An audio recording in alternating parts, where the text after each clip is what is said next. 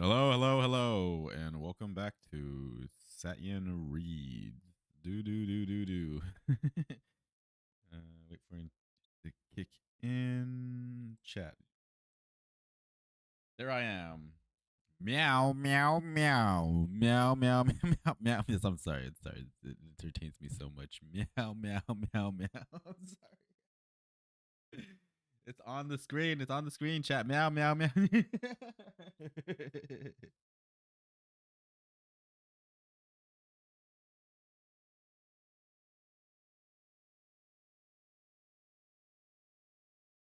Okay, let's see if chatbot is awake.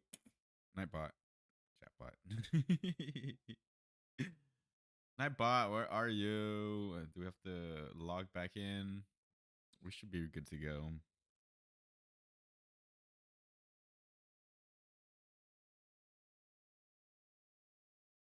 He might still be a Nightbot. Dashboard. Setting reads. Okay, you're connected.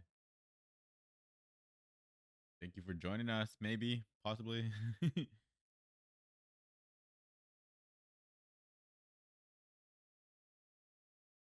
Discord. Please. Nightbot, please. All right, while you're busy doing that, we need to go and pull the link.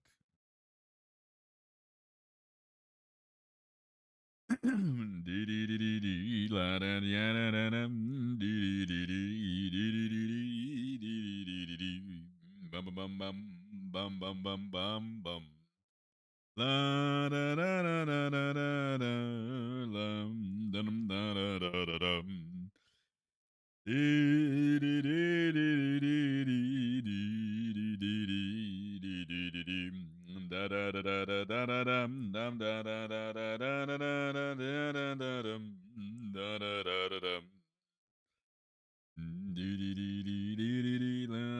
Copy that link and now we are ready to go. I think you know.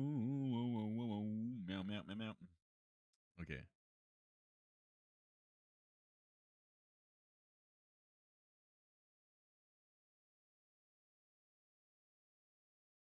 I hope you understand what this means.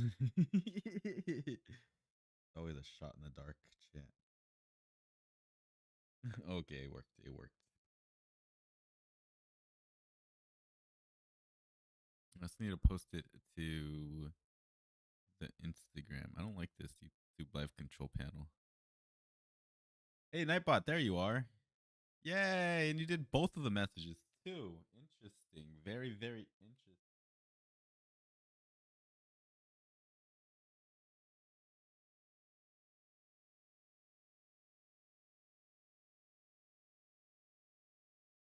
All right, chat. So I don't think we're gonna do a very long introduction on this one because we're just sort of like hit and go with this one. Dark Tower, Stephen King, one of my favorite series. Read it back in the day. My friend Lawrence lent me the book. He has also lent me the book again, so we could do it for stream.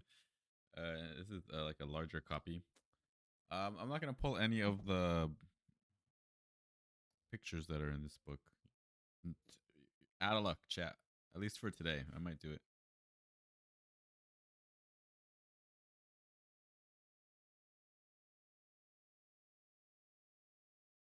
You get what you get on the screen. Right, all right, right. Then we go to the Insta. How are you doing, chat? You doing good? You having a good day? Mikuman.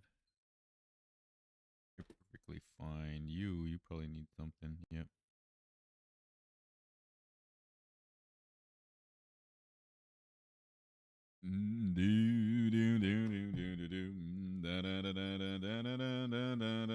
Oh my god.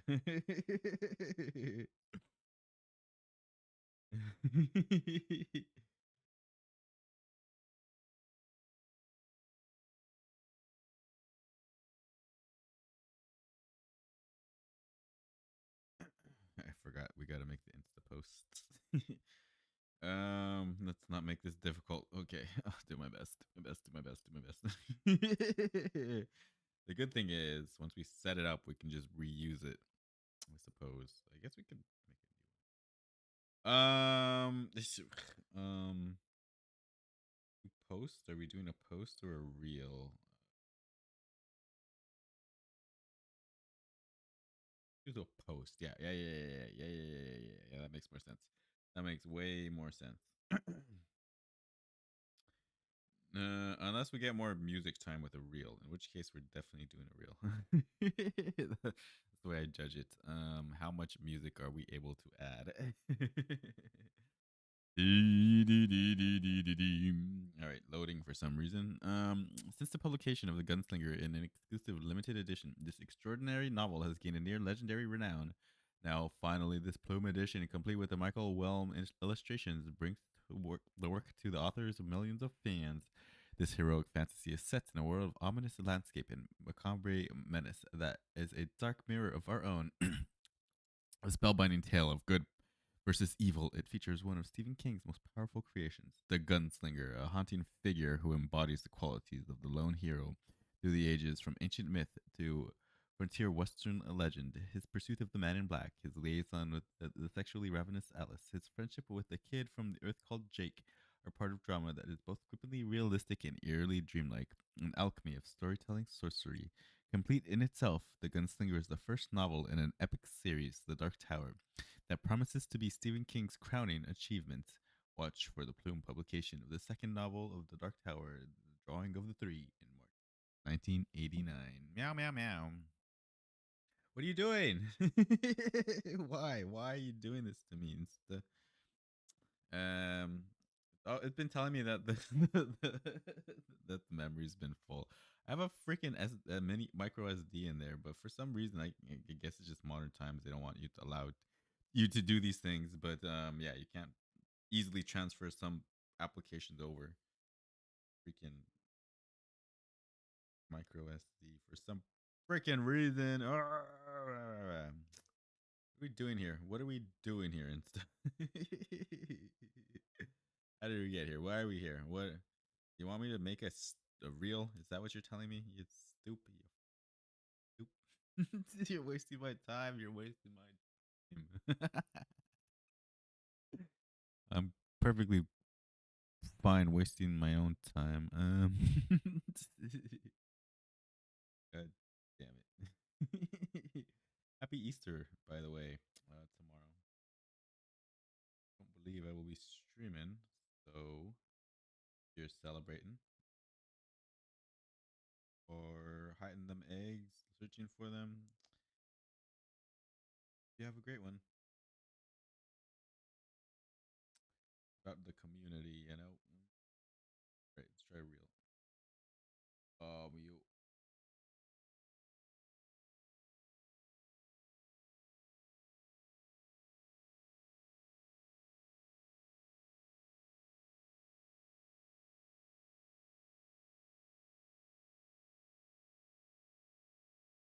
which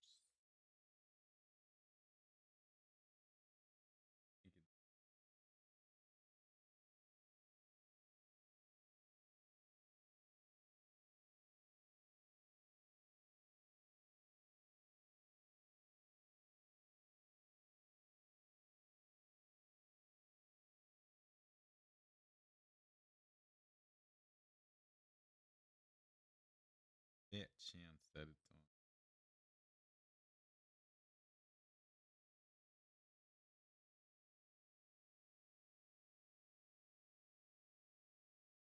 This is interesting. It's not what I'm looking for, but it's certainly interesting. Bunch of wolves howling.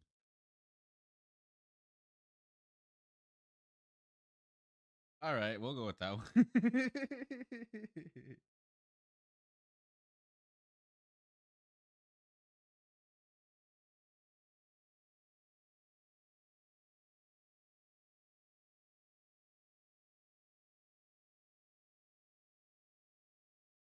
The wolf howling.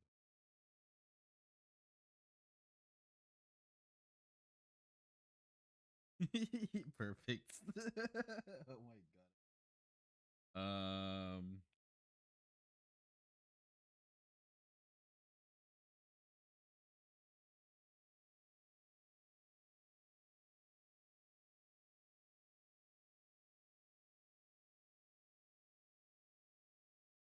Oh my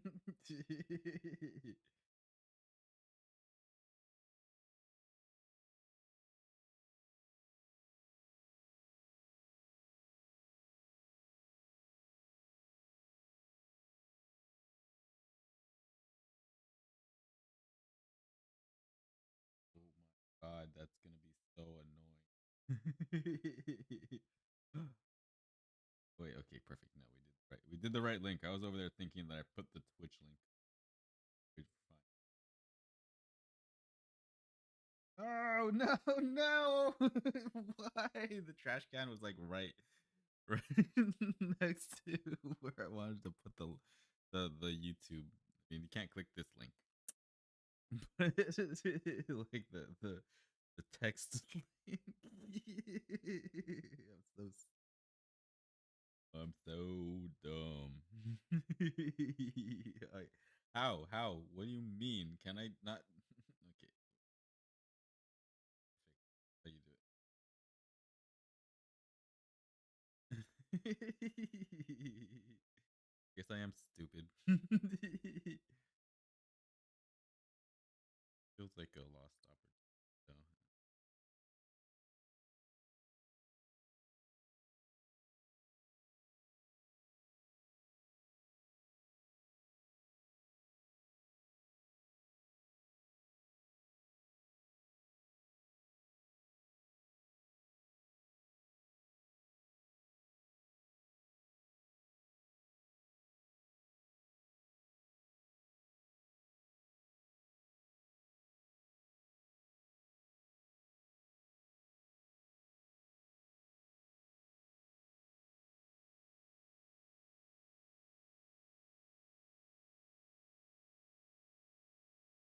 Perfect. There it is. Nailed it. Uh,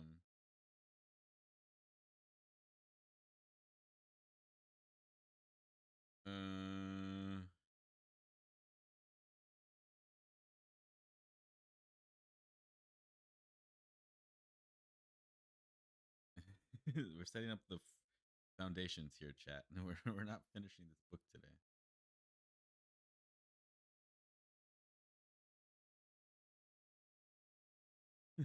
It's called sowing some seed.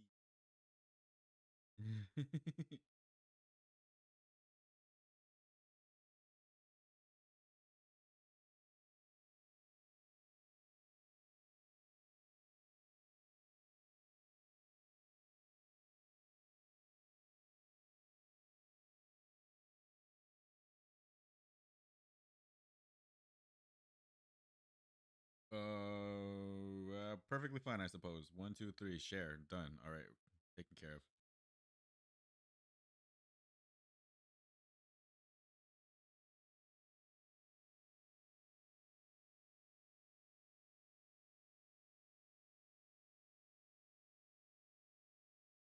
Next, added to the story.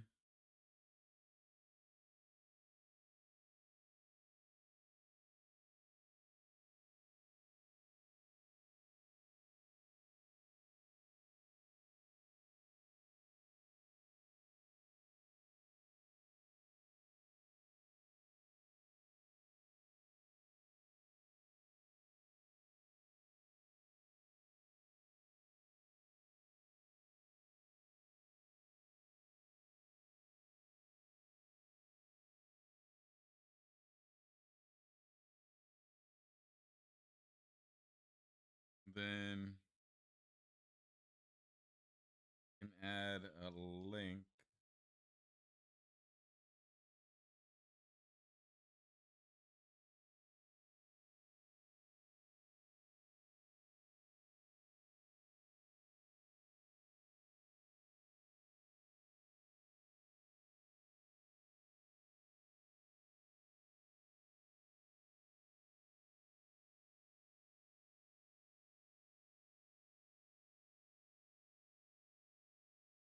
All right, we are freaking ready, I believe.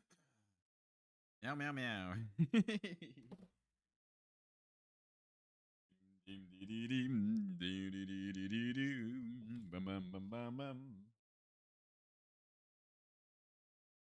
One sec.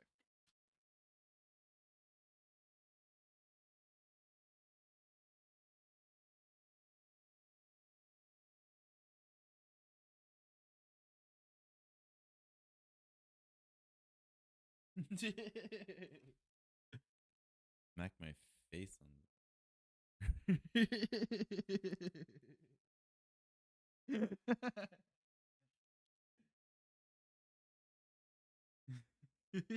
Whoopsies. um, go. Are you? Won't be a long stream today. We're just gonna get started. Make our presence known. Make some splashes. Then we'll be on our way. Mm-mm-mm.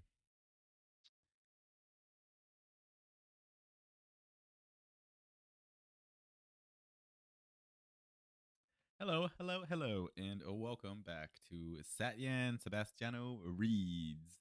Today we are bringing you The Dark Tower, the first book in the Dark Tower series, The Gunslinger, by Stephen King, the one and only horror novelist. We can do some background next time. I think today we're just gonna get started and be reading. I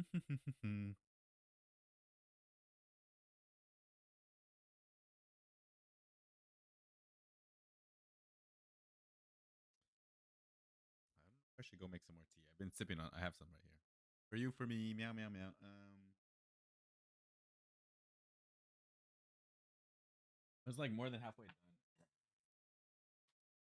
Sitting here sipping on that and eating these mint dark chocolate. Ow, ow, ow.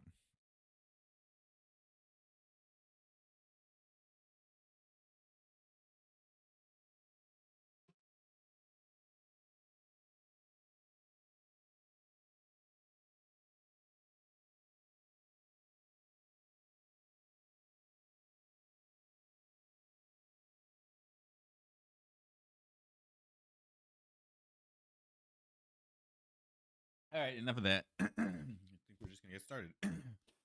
Let's read this freaking book, guys. Stephen King, The Dark Tower, The Gunslinger. There are some illustrations in this version, but I've decided not to show you this time. For the sake of, like getting a move on and such. Silence came back in, filling jagged spaces. They paused, looking up and dangling, twisting. He could see his own reflection. The boy shrieked aloud. There the gunslinger sat, his face turned up into the fading light. To Ed Furman, who took a chance on these stories, one by one. The Gunslinger.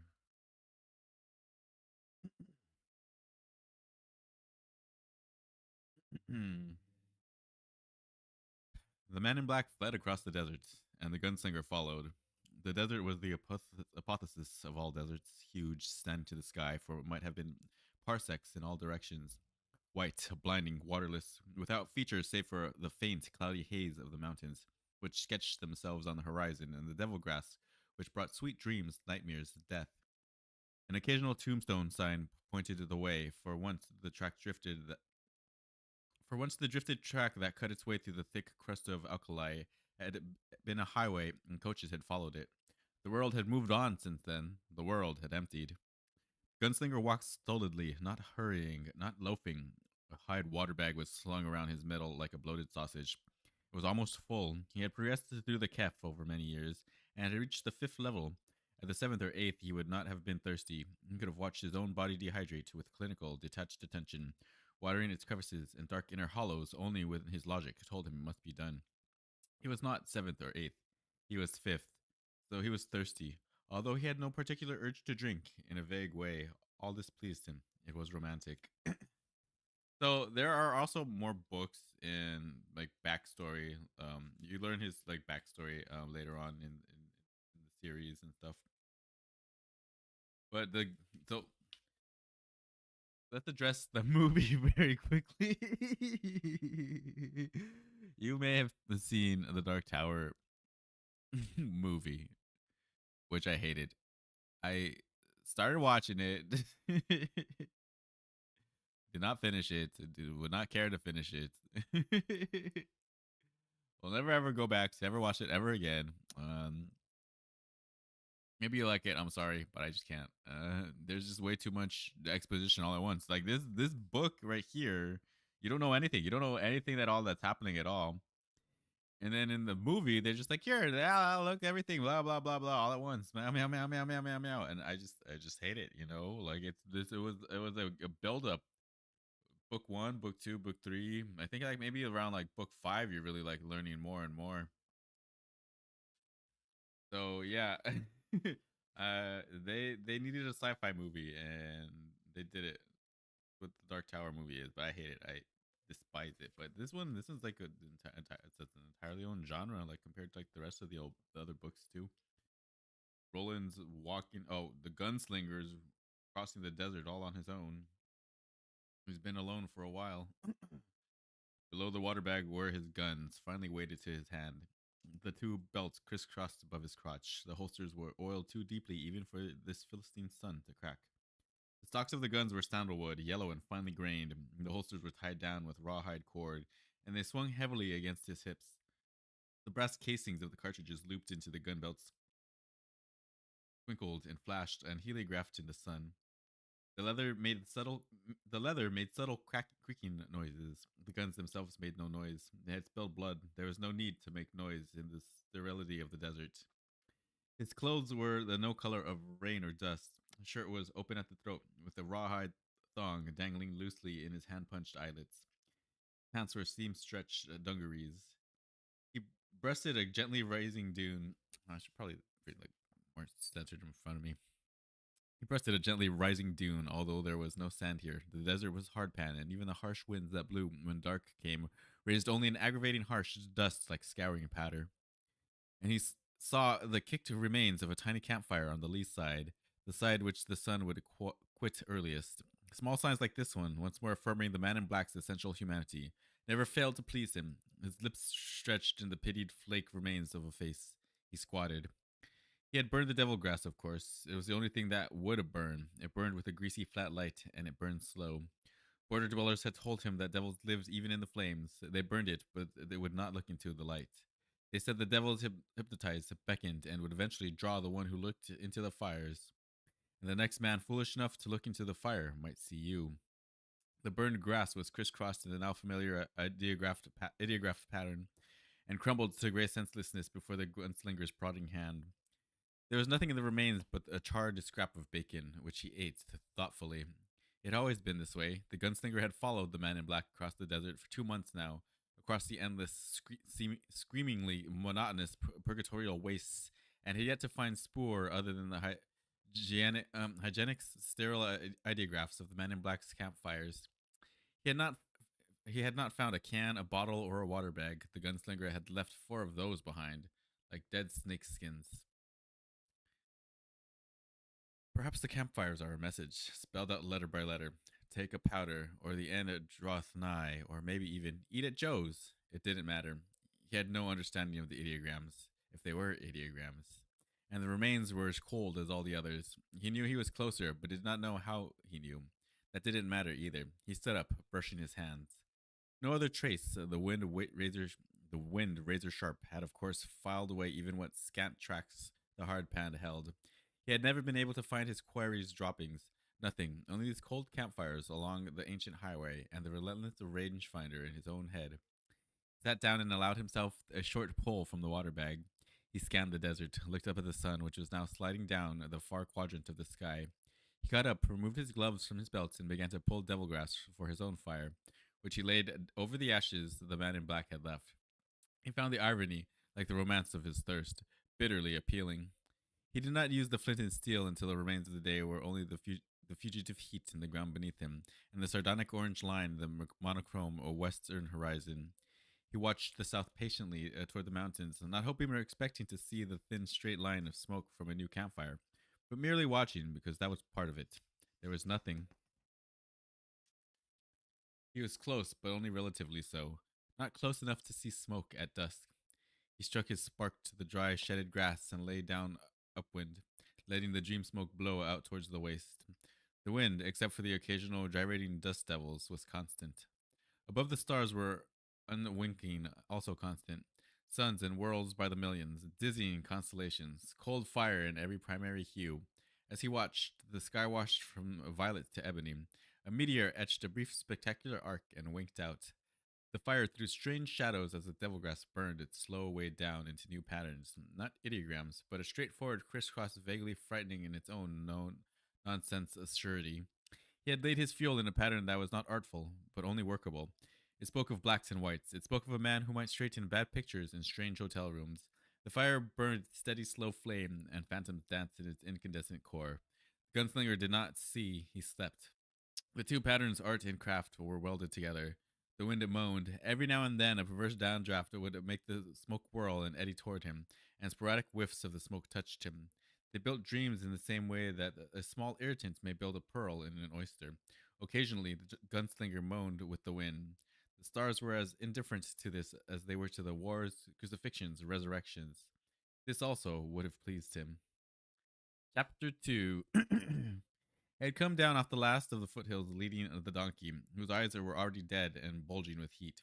He had passed the last town 3 weeks before, and since then there had been only the deserted coach track and an occasional hurdle of the borders dwellers' sod dwellings. Huddle. And since then there had only been the deserted coach track and the occasional huddle of border dwellers' sod dwellings. The huddles had degenerated into single dwellings, most inhabited by lepers or madmen.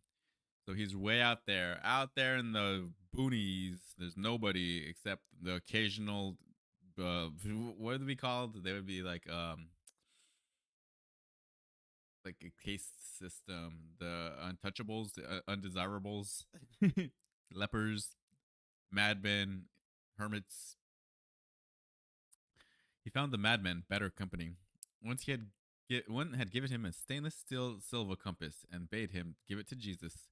The gunslinger took it gravely. If he saw him, he would turn over the compass. He did not expect to. The gunslinger is a man of honor.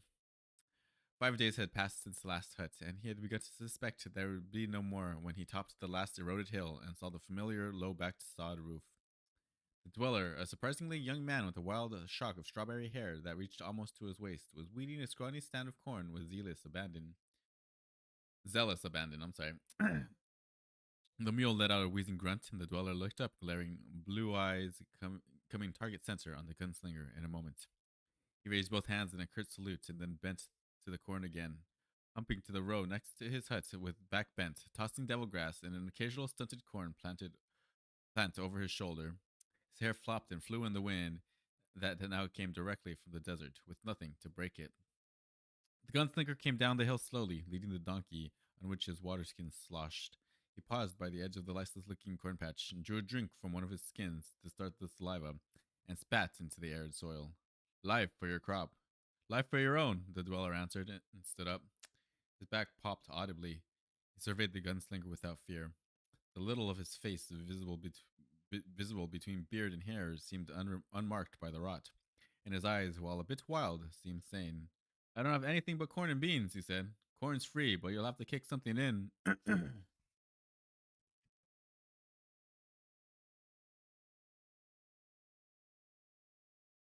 For the beans, man brings them out once in a while. You don't stay long. Dweller laughed shortly. Afraid of spirits. I expect he thinks you're one. I expect he does. They looked at each other in silence for a moment. The dweller put out his hand. Brown is my name. The gunslinger shook his hand. As he did so, a scrawny raven croaked from the low peak of the sod roof. The dweller gestured at it briefly. That's Zoltan. At the sound of its name, the raven croaked again and flew across the brown. It landed on the dweller's head and roosted, talons firmly twined in the wild thatch of hair. Screw you, Zoltan croaked brightly. Screw you and the horse you rode in on. Gunslinger nodded amiably. Beans, beans, the musical fruit, the raven recited, inspired. The more you eat, the more you toot. You teach him that? That's all he wants to learn, I guess, Brown said. Tried to teach him the Lord's Prayer once. His eyes traveled out beyond the hut for a moment, towards the gritty, featureless hardpan. Guess this ain't the Lord's Prayer country. You're a gunslinger, that right? Yes, he hunkered down and brought out his makings. Zoltan launched himself from Brown's head and landed flittering on the gunslinger's shoulder. After the other one, I guess. Yes, the inevitable question formed in his mouth. How long since he passed by? So the only two traveling out here are the man in black, fleeing across the desert, and the gunslinger. A gunslinger, as you can see from this conversation. Brown shrugged. I don't know. Time's funny out here. More than 2 weeks? Less than 2 months? The bean man's been twice since he passed. I'd guess 6 weeks. That's probably wrong. The more you eat, the more you toot, Zoltan said. Did he stop off? The gunslinger asked. Brown nodded. He stayed supper, same as you will, I guess. We passed the time. The gunslinger stood up, and the bird flew back to the roof, squawking. He felt an odd, trembling eagerness. What did he talk about? Brown cocked an eyebrow at him. Not much. Did it ever rain? And when did I come here? And had I buried my wife? I did most of the talking, which ain't usual. He paused. The only sound was the stark wind. He's a sorcerer, ain't he? Yes. Brown nodded slowly. I knew. Are you? I'm just a man. You'll never catch him. I'll catch him. They looked at each other, a sudden depth of feeling between them.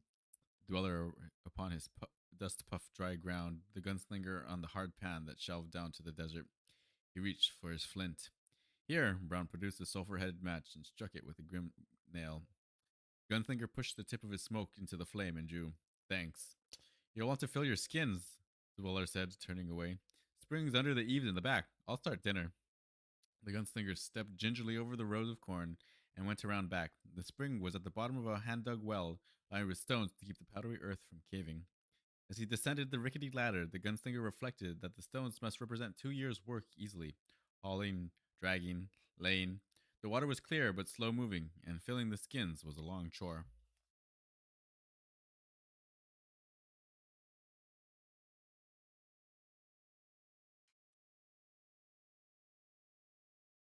While he was topping the second, Zoltan perched on the lip of the well. Screw you and the horse you rode in on, he advised. He looked up, startled. The shaft was about 15 feet deep, easy enough for Brown to drop a rock on him, break his head, and steal everything on him. Crazier a rodder wouldn't do it. Brown was neither. Yet he liked Brown, and so he pushed the thought out of his mind and got the rest of his water. What came, came. Sometimes you just gotta trust the universe or your fate. When he came through the hut's door and walked down the steps, the hovel proper was set below ground, designed to catch and hold the coolness of the nights. Brown was poking ears of corn into the embers of a tiny fire with a hardwood spatula. Two ragged plates had been set at opposite ends of a dun blanket. Water for the beans was just beginning to bubble in a pot hung over the fire. I'll pay for the water, too. Brown did not look up. The water's a gift from God. Papa Doc brings the beans. Gunslinger grunted a laugh and sat down with his back against one rude wall, folded his arms and closed his eyes. After a little, the smell of roasting corn came to his nose. There was a pebbly rattle as Brown dumped a pamper of dry beans into the pot. An occasional tack tack as Zoltan walked restlessly on the roof. He was tired. He had been going 16 and sometimes 18 hours a day in between here and the horror that occurred in Tull, the last village. And he had been afoot for the last 12 days. The mule was at the end of its endurance. 2 weeks, Brown had said, or as much as 6, it didn't matter. There had been calendars in Tull, and they had remembered the man in black because of the old man he had healed on his way through. Just an old man dying with the weed. An old man of 35. And if Brown was right, an old man of 35, oh my god. Guess what, chat? And if Brown was right, the man in black had lost ground since then. But the desert was next, and the desert would be hell. Tack, tack, tack. Lend me your wings, bird. I'll spread them and fly on the thermals. Slept. So they've been passing through like somewhat populated territory. The last town that they were in, called Toll, something happened there. And now they're reaching the outskirts of known civilization and headed straight into the desert, which is where the man in black is now currently, since he has like this what at least a month head start on the gunslinger. Brown woke him up 5 hours later. It was dark. The only light was the dull cherry glare on the banked embers. Your mule has passed on, Brown said. Dinner's ready. How? Brown shrugged. Roasted and boiled. How else? You picky? No, the mule. Just laid over, that's all. It looked like an old mule. With a touch of apology, Zoltan ate the eyes. Oh, he might have expected it. All right. Brown surprised him again when they sat down to the blanket that served as a table by asking a brief blessing. Rain, health, expansion to the spirit. Do you believe in an afterlife? Gunslinger asked him as Brown dropped the 3 ears of hot corn onto his plate. Brown nodded. I think this is it. He might be in purgatory or hell. What does he believe? Heaven? He thinks he's in heaven? Gotta be hell, right? The beans were like bullets, the corn tough. Outside, the prevailing wind snuffled and whined around the ground level eaves. He ate quickly, ravenously, drinking 4 cups of water with the meal. Halfway through, there was a machine gun rapping at the door. Brown got up and let Zoltan in. The bird flew across the room and hunched moodily in the corner. Musical fruit, he muttered. After dinner, the gunslinger offered his tobacco. Now the questions will come. Brown asked no questions. He smoked and looked at the dying embers of the fire. It was already noticeably cooler in the hovel. Lead us not into temptation, Zoltan said suddenly, apocalyptically. Gunslinger started as if he had been shot at. He was suddenly sure that it was an illusion, all of it, not a dream, no, an enchantment, that the man black had spun a spell and was trying to tell him something in a maddeningly obtuse, symbolic way. Have you been through Toll? He asked suddenly. Brown nodded. Coming here and wants to sell corn. It rained that year. Lasted maybe 15 minutes. The ground just seemed to open and suck it up. An hour later, it was just as white and dry as ever. But the corn, God, the corn, you could see it grow. That wasn't so bad, but you could hear it, as if the rain had given it a mouth. It wasn't a happy sound. It seemed to be sighing and growing its way out of the earth. He paused. I had extra, so I took it and sold it. Papa Doc said he'd do it, but he would have cheated me, so I went. You don't like town? No. I almost got killed there, the gunslinger said abruptly. That's so. I killed a man that was touched by God, the gunslinger said. Only it wasn't God, it was the man in black. Laid you a trap. Yes. They looked at each other across the shadows, the moment taking on overtones of finality. So he's potentially, this is the trap, right? Now the questions will come. But Brown had nothing to say. His smoke was a smoldering roach, but when the gunslinger tapped his poke, Brown shook his head. Zoltan shifted restlessly, seemed about to speak, subsided. May I tell you about it? The gunslinger asked. Sure. The gunslinger searched for the words to begin, and found none. I have to flow, he said. Brown nodded. The water does that. The corn, please? The corn, please? Sure. He went up the stairs and out into the dark. Yes, the pee. The stars glittered overhead in a mad splash. The wind pulsed steadily. His urine arched. Oh my God, Stephen King sometimes. His urine arched out over the powdery cornfield in a wavering stream. The man in black had sent him here. Brown might even be the man in black himself. It might be. He shut the thoughts away. The only contingency he had not learned how to bear was the possibility of his own madness. He went back inside. Have you decided if I'm an enchantment yet? Brown asked, amused. The gunslinger paused on the tiny landing, startled. Then he came down slowly and sat. Started to tell you about Toll. Is it growing? It's dead, the gunslinger said, and the words hung in the air. Brown nodded. The desert. Think it may strangle. Think it may strangle everything eventually. Did you know that there was once a coach road across the desert? The gunslinger closed his eyes. His mind whirled crazily. You doped me, he said thickly. No, I've done nothing. The gunslinger opened his eyes warily. You won't feel right about it unless I invite you, Brown said. And so I do. Will you tell me about Toll? The gunslinger opened his mouth hesitantly and was surprised to find that this time the words were there. He began to speak in flat bursts that slowly spread into an even slightly toneless narrative. The dope feeling left him, and he found himself oddly excited. He talked deep into the night. Brown did not interrupt at all. Neither did the bird. So now we're about to learn what occurred in Toll. Chapter 5. I'd like to look ahead. We're not reading, but I'm trying to remember how these are separated.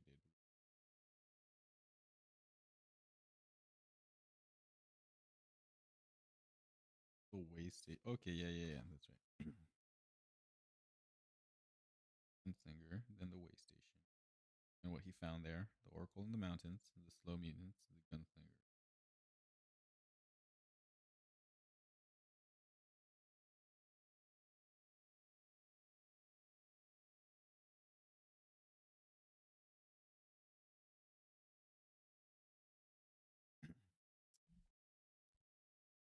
He had bought the mule in Pricetown, and when he reached Toll, it was still fresh. The sun had set an hour earlier, but the gunslinger had continued traveling, guided by the town glow in the sky, then by the uncannily clear notes of the honky tonk piano playing "Hey Jude."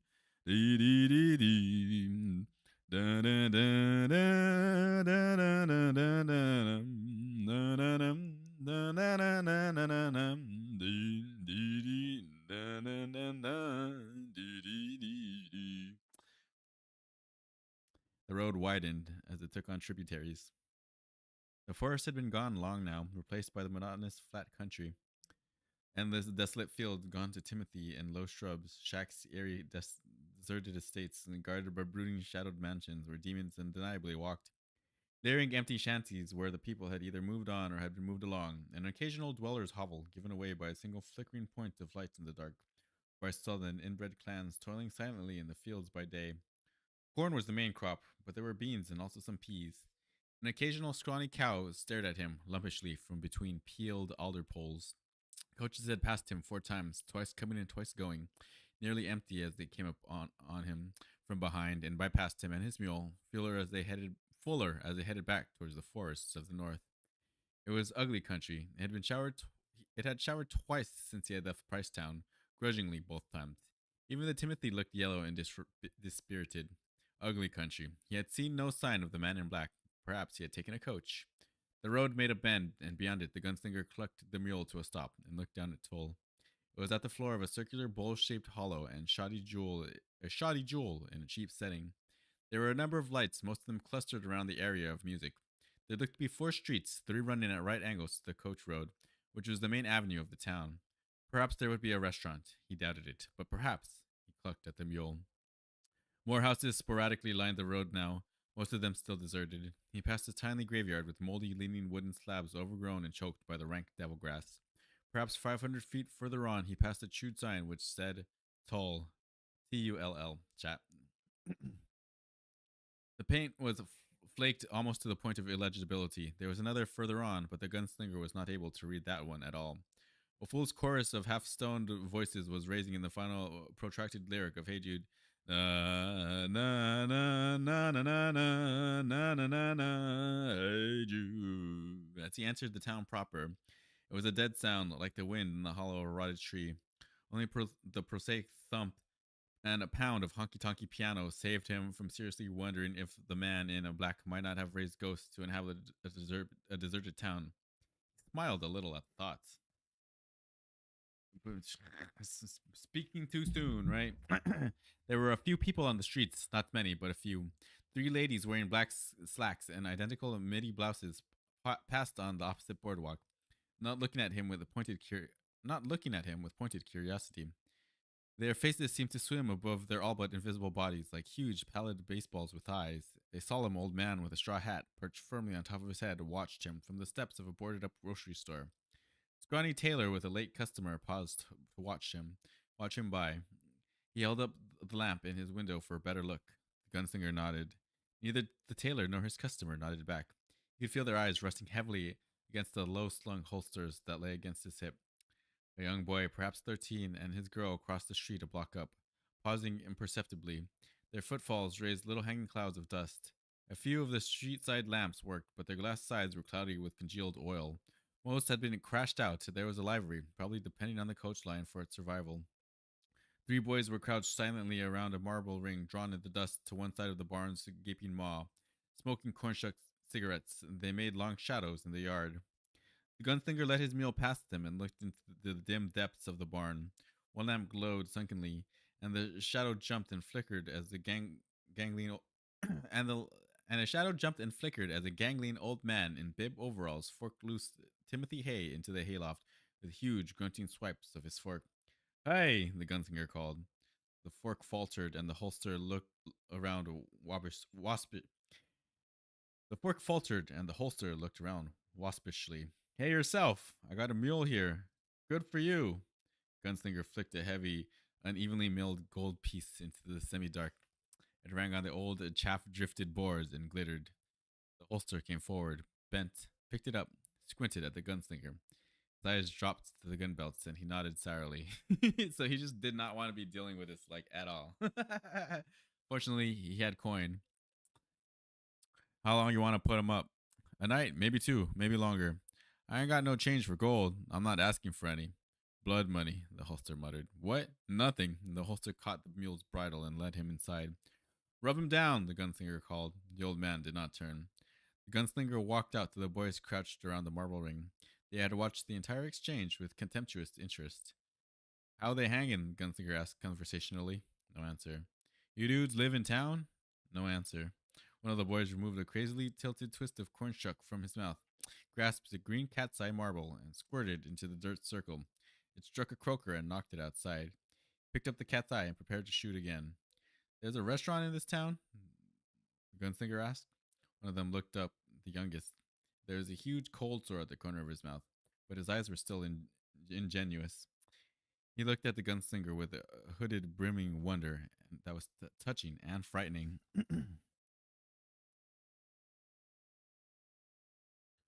Might get a burger at Sheb's. That the honky tonk? The boy nodded but didn't speak. The eyes of his playmates had turned ugly and hostile. Gunslinger touched the brim of his hat. I'm grateful. Good to know someone in this town is bright enough to talk. He walked past, mounted the boardwalk, and started down towards Sheb's, hearing the clear, contemptuous voice of one of the others, hardly more than a childish treble. Weed eater! How long you been screwing your sister, Charlie Weed Eater?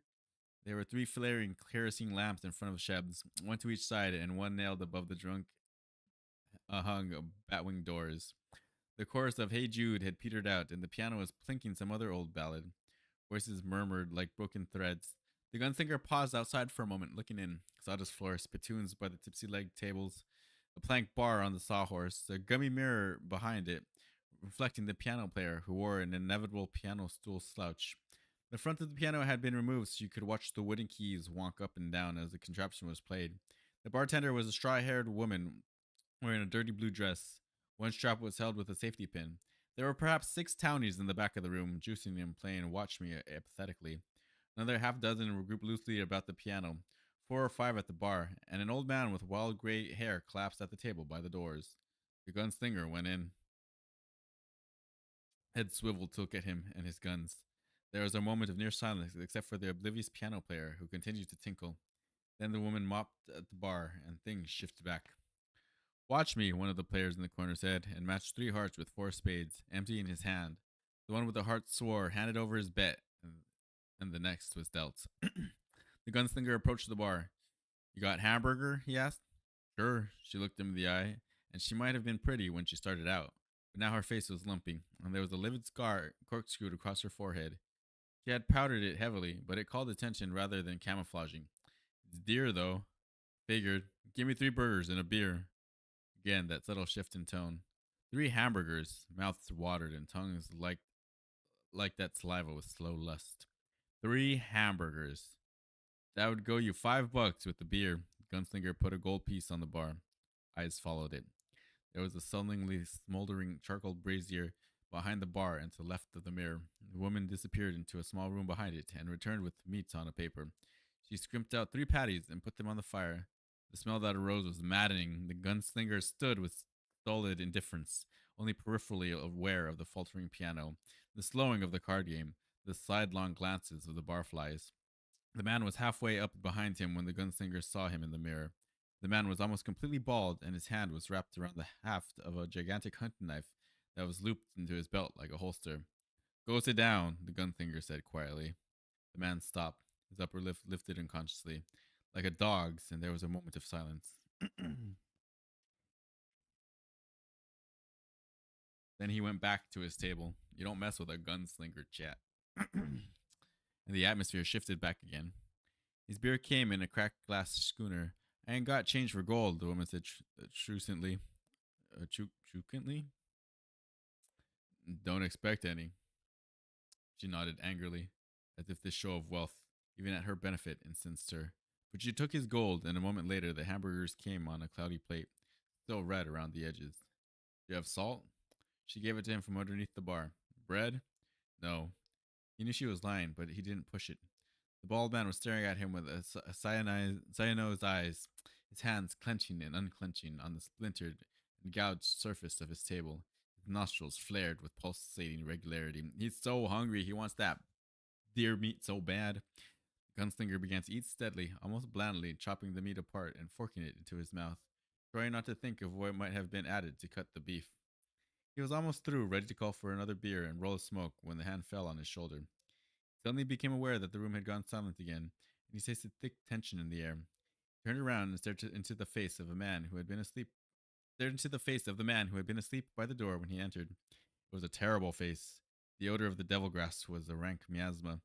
His eyes were damned, the staring, glaring eyes of those who see but do not see. Eyes ever turned inward to the sterile hell of dreams beyond control. Dreams unleashed, risen out of the stinking swamps of the unconscious. The woman behind the bar made a small moaning sound. The cracked lips writhed, lifted, revealing the green, mossy teeth. And the gunslinger thought, he's not even smoking it anymore. He's chewing it. He's really chewing it. The devil grass, the stuff that they burn and that the devils live in that can cause you to fall into the fire and go mad. And on the heels of that, he's a dead man. He should have been dead a year ago. And on the heels of that, the man in black. They stared at each other, the gunslinger and the man who had gone around the rim of madness. He spoke, and the gunslinger, dumbfounded, heard himself addressed in the high speech. The gold for a favor, gunslinger. Just one. For a pretty. The high speech. For a moment, his mind refused to track it. It had been years, God, centuries, millenniums. There was no more high speech. He was the last gunslinger. The others were numbed. He reached into his breast pocket and produced a gold piece. The split, scabbed hand reached for it, fondled it, held it up to reflect the greasy glare of the kerosene lamps, threw off its proud civilized glow, golden, reddish, bloody. Ah, an inarticulate sound of pleasure. The old man did a weaving turn and began moving back to his table, holding the coin at eye level, turning it, flashing it. The room was emptying rapidly, batwings shuttling madly back and forth. The piano player closed the lid of his instrument with a bang and exited after the others in long, comic opera strides. Sheb, the woman screamed after him, her voice an odd mixture of fear and shrewishness. Sheb, you come back here, goddammit! The old man, meanwhile, had gone back to his table.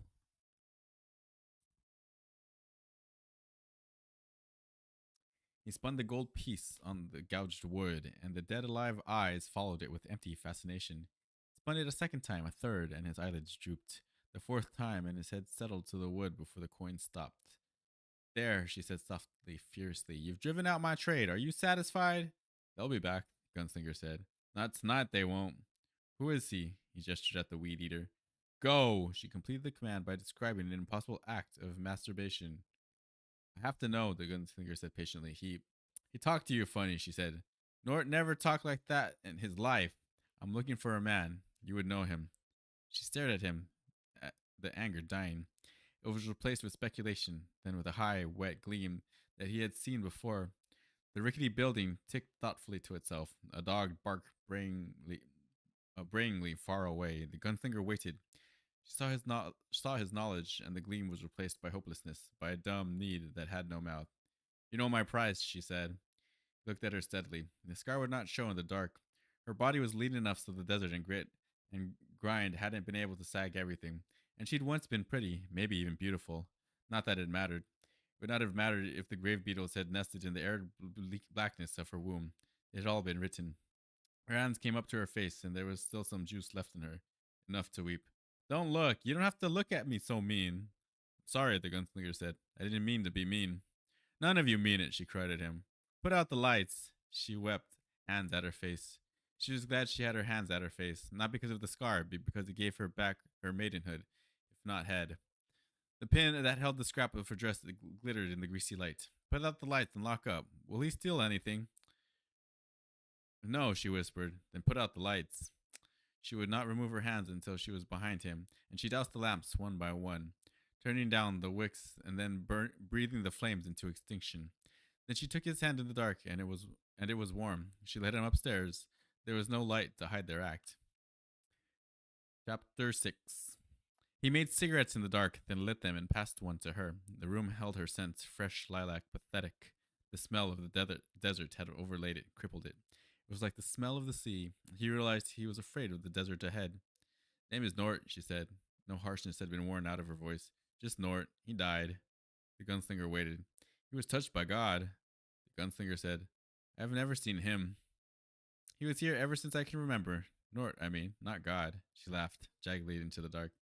He had a honey wagon for a while, started to drink, started to smell the grass, then to smoke it. Kids started to follow him around and sick their dogs onto him. He wore old green pants that stank. Do you understand? Yes. Started to chew it. The last he just sat in there and didn't eat anything. He might have been a king in his mind. Children might have been his jesters, and the dogs his princes. Yes. He died right in front of this place, she said. He came clumping down in the boardwalk. His boots wouldn't wear out. They were engineer boots, with the children and dogs behind him. He looked like wire clothes hangers all wrapped and twirled together. You could see all the lights of hell in his eyes, but he was grinning, just like the grins the children carve into their pumpkins on All Saints' Eve. You could smell the dirt and the rot and the weed running down from the corners of his mouth like green blood. I think he meant to come in and listen to Sheb play the piano. And right in front, he stopped, cocked his head. I could see him, and I thought he heard the coach, although there was none due. Then he puked, and it was black and full of blood. It went right through that grin like sewer water through a grate. The stink was enough to make you want to run mad. He raised up his arms and just threw over. That was all. He died with that grin on his face and his own vomit. He was trembling beside him. Outside, the wind kept up its steady whine, and somewhere far away a door was banging, like a sound heard in a dream. Mice ran in the walls. The gunslinger thought in the back of his mind that it was probably the only place in town prosperous enough to support mice. He put a hand on her belly, and she started violently, then relaxed. The man in black, he said. You have to have it, don't you? Yes. All right, I'll tell you. She grasped his hand in both of hers and told him. Chapter 7. Came in the late afternoon of the day Nort died, and the wind was whooping up, pulling away the loose topsoil, sending sheets of grit and uprooted stalks of corn wind milling past. Sending sheets of grit and uprooted stalks of corn windmilling past. Kennerly had padlocked the library, and the other few merchants had shuttered their windows and laid boards across their shutters. The sky was the yellow color of old cheese, and the clouds moved flyingly across it, as if they had seen something horrifying in the desert wastes where they had so lately been. He came in a rickety rig with a rippling tarp tied across its bed. They watched him come, and old man Kennerly lying by the window with a bottle in one hand and the loose hot flesh of his second eldest daughter's left breast in the other, resolved not to be there if he should knock. But the man in black went by without hauling the bay that pulled his rig, and the spinning wheels spumed up dust that the wind clutched eagerly. He might have been a priest or a monk. He wore a black cassock that had been floured with dust, and loose hood covered his head and obscured his features. It rippled and flapped beneath the garment's hem, heavy buckled boots with square toes. He pulled up in front of Sheb's and tethered the horse, which lowered its head and grunted at the ground. Around the back of the rig, he untied one flap, found a weathered saddlebag, threw it over his shoulder, and went in through the bat wings. Alice watched him curiously, but no one else noticed his arrival. The rest were drunk as lords. Sheb was playing Methodist's hymn ragtime, and the grizzled layabouts who had come in early to avoid the storm and to attend Nort's wake had sung themselves hoarse. Sheb, drunk nearly to the point of senselessness, intoxicated and horny with his own continued existence, played with hectic, shuttlecock speed, fingers flying like the looms. Voices screeched and hollered, never overcoming the wind, but sometimes seeming to challenge it. In the corner, Zachary had thrown Amy Felden's skirts over her head and was painting zodiac signs on her knees. A few other women circulated. A fervid glow seemed to be on all of them. The dull storm glow that filtered through the batwing seemed to mock them, however. Nort had been laid out on two tables in the center of the room. His boots made a mystical V. His mouth hung open in a slack grin, although someone had closed his eyes and put slugs on them. His hands had been folded on his chest with a sprig of devil's grass in them. He smelled like poison. The man in black pushed back his hood and came to the bar. Alice watched him, feeling trepidation mixed with the familiar want that hid within her. There was no religious symbol on him, although that meant nothing by itself. Whiskey, he said. His voice was soft and pleasant. Good whiskey. She reached under the counter and brought out a bottle of Star. Could have palmed off the local popsicle on him as her best, but did not. She poured, and the man in black watched her. His eyes were large, luminous. The shadows were too thick to determine their color exactly. her need intensified. The hollering and whooping went on behind, unabated. Sheb, the worthless gelding, was playing about the Christian soldiers, and somebody had persuaded Aunt Mill to sing. Voice warped and distorted, cut through the babble like a dull axe through a calf's brain. Hey, Allie, she went to serve, resentful of the stranger's silence, resentful of his no color eyes and her own restless groin. She was afraid of her needs. They were capricious and beyond her control. They might be the signal of the change, which would in turn signal the beginning of her old age, a condition which in toll was usually as short and bitter as a winter sunset. She drew beer until the keg was empty, then broached another. She knew better than to ask Sheb. He would come willingly enough, like the dog he was, and would either chop off his own fingers or spume beer all over everything. The stranger's eyes were on her as she went about it. She could feel them. It's busy, he said when she returned. He had not touched his drink, merely rolled it between his palms to warm it. Wake, she said. I noticed the departed. They're bums, she said with sudden hatred. All bums. It excites them. He's dead. They're not. He was their butts when he was alive. It's not right that he should be their butt now. It's. She trailed off, not able to express what it was or how it was obscene. Weed eater? Yes. What else did he have? Her tone was accusing, but he did not drop his eyes, and she felt the blood rush to her face. I'm sorry. Are you a priest? This must revolt you. I'm not, and it doesn't. He knocked the whiskey back neatly and did not grimace. One more, please. I'll have to see the color of your coin first. I'm sorry.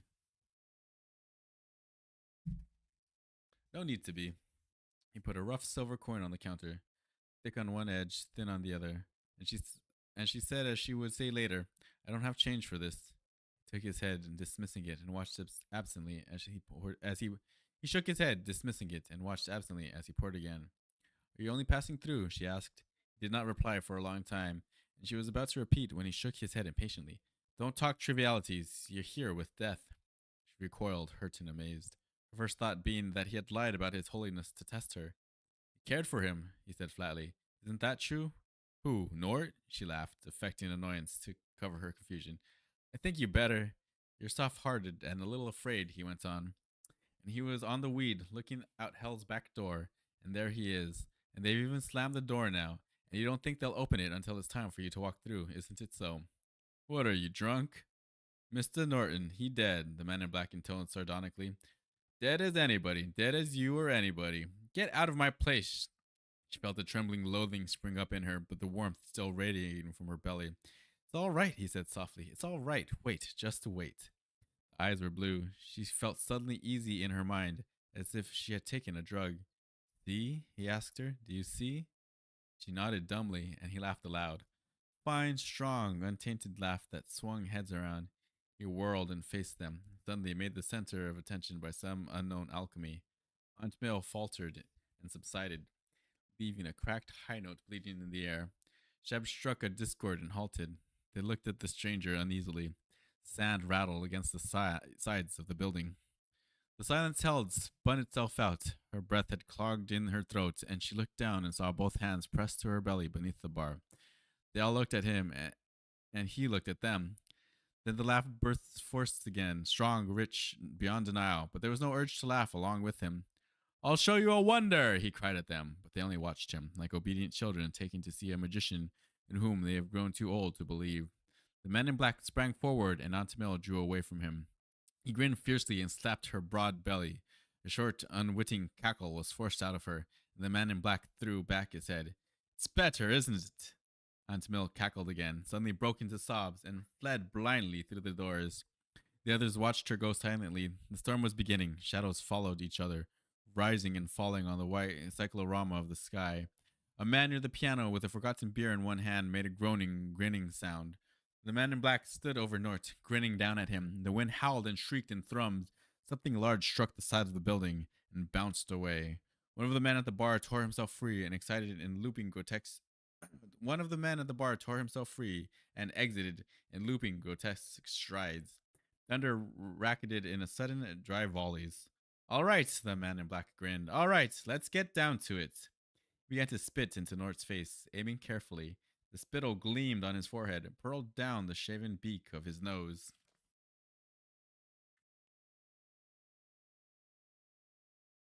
Under the bar, her hands worked faster. Seb laughed, loon-like, and hunched over. He began to cough up phlegm, huge and sticky gobs of it, and let fly. The man in black roared approval and pounded him on the back. Sheb grinned, one gold tooth twinkling. Some fled, others gathered in a loose ring around Nort. His face and the dewlapped rooster wrinkles of his neck and upper chest gleamed with liquid. Liquid so precious in this dry country, and suddenly it stopped as if on signal. There was a ragged, heavy breathing. The man in black suddenly lunged across the body, jackknifing over it in a smooth arc. It was pretty, like a flash of water. He caught himself on his hands, sprang to his feet in a twist, grinning, and went over again. One of the watchers forgot himself, began to applaud, and suddenly backed away, eyes cloudy with terror. He slobbered a hand against his mouth and made for the door. Nort twitched the third time the man in black went across. A sound went through the watchers, a grunt, and then they were silent. The man in black threw his head back and howled. His chest moved in a quick, shallow rhythm as he sucked air.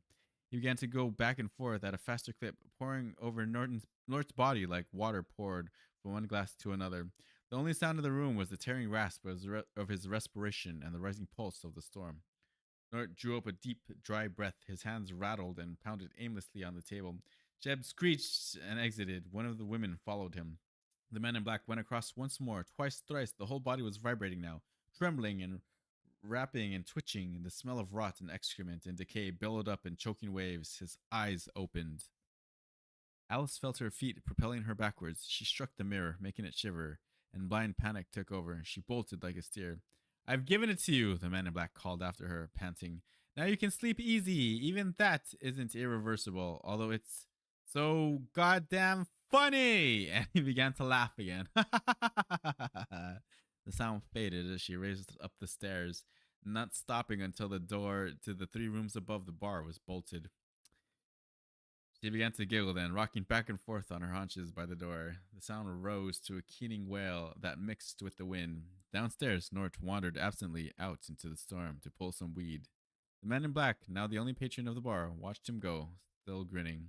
When she forced herself to go back down that evening, carrying a lamp in one hand and a heavy stick of stove wood in the other, the man in black was gone, rig and all. But Nort was there, sitting at the table by the door as if he had never been away. The smell of the weed was on him, but not as heavily as she might have expected. He looked up at her and smiled tentatively. Hello, Allie. Hello, Nort. She put the stove wood down and began lighting the lamps, not turning her back to him. I've been touched by God, he said presently. I ain't gonna die no more. He said so. It was a promise. Nice for you, Nort. Spill was hold the spill she was holding dropped through her trembling fingers, and she picked it up. I like to stop chewing the grass, he said. I don't enjoy it no more. Don't seem right for a man touched by God to be chewing the weed. Then why don't you stop?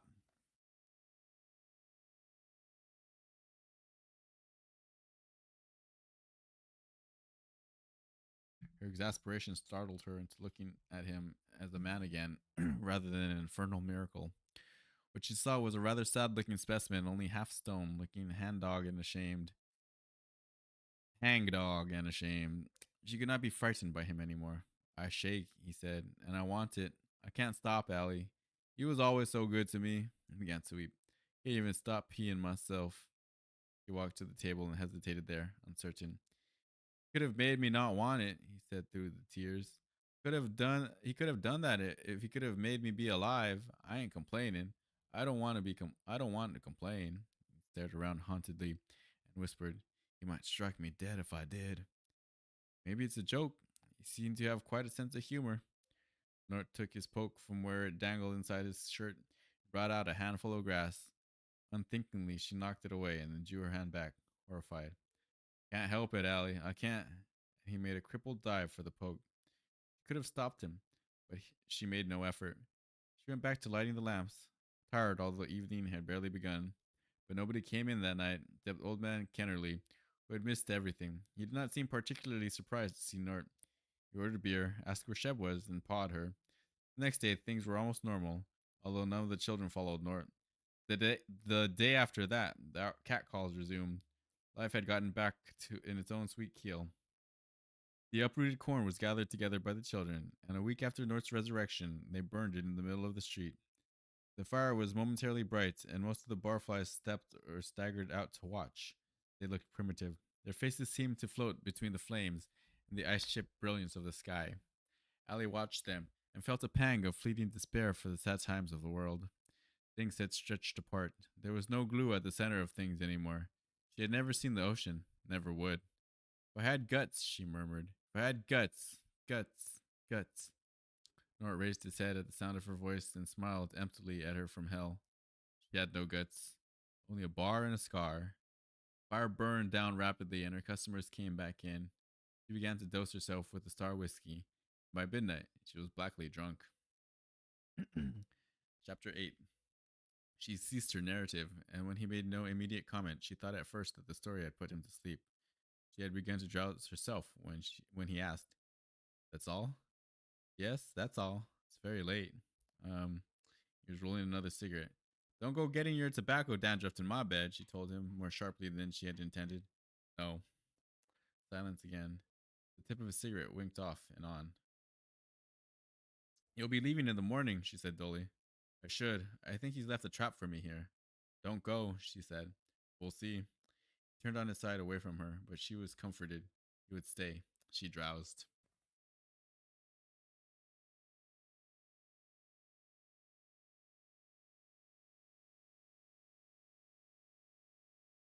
On the edge of sleep, she thought again about the way Nort had addressed him in that strange talk. She had not seen him express emotion before or since. Even his lovemaking had been a silent thing.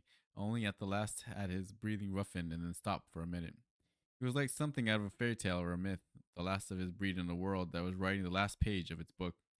Didn't matter. He would stay for a while. Tomorrow was time enough to think. The day after that, she slept. Chapter 9. In the morning, she cooked him grits, which he ate without comment. He shoveled them into his mouth without thinking about her, hardly seeing her. He knew he should go. Every minute he sat here, the man in black was further away, probably into the desert by now. His path had been undeviatingly south. "Do you have a map?" he asked suddenly, looking up. "Of the town?" she laughed. "There isn't enough of it to need a map." "No, of what's south of here." Her smile faded. "The desert. Just the desert. Thought you'd stay for a little. What's south of the desert?" "How would I know? Nobody crosses it. Nobody's tried since I was here." She wiped her hands on her apron, got pot holders, and dumped the tub of water she had been heating it into the sink, where it splashed in steam. He got up. "Where are you going?" She heard the shrill fear in her voice and hated it. "To the stable. If anyone knows, the holster will." Put his hands on her shoulders. The hands were warm. "And to arrange for my mule. If I'm going to be here, he should be taken care of. For when I leave." "But not yet." She looked up at him. "But you watch that Kennerly. If he doesn't know a thing, he'll make it up." When he left, she turned to the sink, feeling the hot, warm drift of her grateful tears. Chapter 10. Kennerly was toothless, unpleasant, and plagued with daughters. Two half-grown ones peeked at the gunslinger from the dusty shadows of the barn. A baby drooled happily in the dirt. A full-grown one, blonde, dirty, sensual, watched with speculative curiosity as she drew water from the groaning pump beside the building. The holster met him halfway between the door to his establishment and the street. His manner vacillated between hostility and a craven sort of fawning, like a stud mongrel that had been kicked too often. "Being cared for," he said, and before the gunslinger could reply, Kenley turned on his daughter. "You get in, Subi! You get right the hell in!" Subi began to drag her bucket sullenly toward the shack appended to the barn. "You meant my mule," the gunslinger said. "Yes, sir. Ain't seen a mule in quite a time. Time was they used to grow up wild for want of him, but the world has moved on. Ain't seen nothing but few oxen on the coach horses and Subi, I'll whale you, for God." "I don't bite," the gunslinger said pleasantly. Kennedy cringed a little. "It ain't you. No, sir, it ain't you," he grinned loosely. "She's just naturally gawky."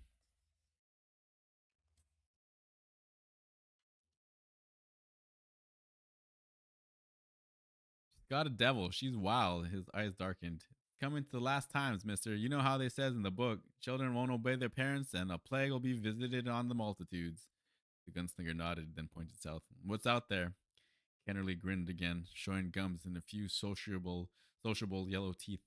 "Dwellers, weed, desert, what else?" He cackled, and his eyes measured the gunslinger coldly. "How big is the desert?" "Big." Kennerly endeavored to look serious. "Maybe 300 miles, maybe 1,000. I can't tell you, mister. There's nothing out there but devil grass and maybe demons. That's the way the other fellow went. The one who fixed up Nordy when he was sick." "Sick? I heard he was dead." Kennerly kept grinning.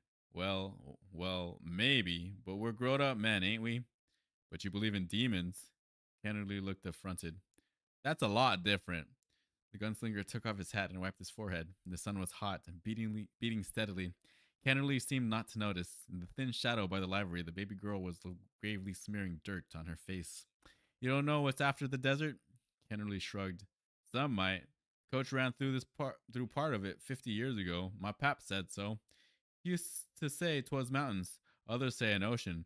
A green ocean with monsters. And some say that's where the world ends. There ain't nothing but lights that'll drive man blind and the face of God with his mouth open to eat them up. Drivel, the gunslinger said shortly. Sure it is, Kennedy cried happily. Cringed again, hating, fearing, wanting to please. You see my mules looked after. He flicked Kennerly another coin, which Kennerly caught on the fly. Surely. You staying a little? Guess I might.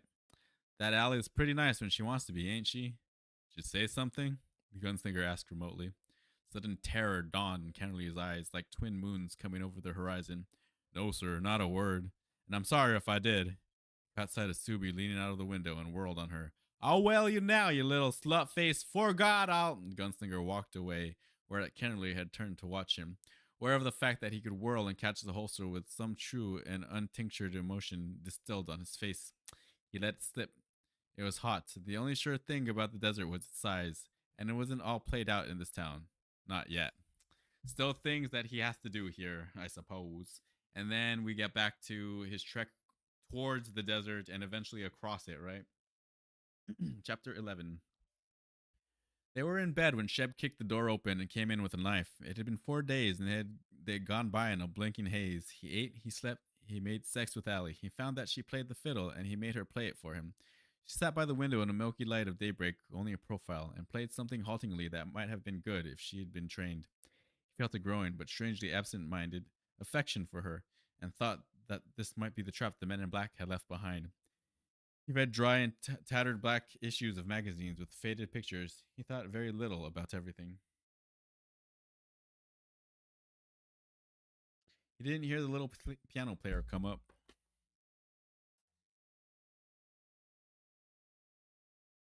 His reflexes had sunk. He's getting comfortable.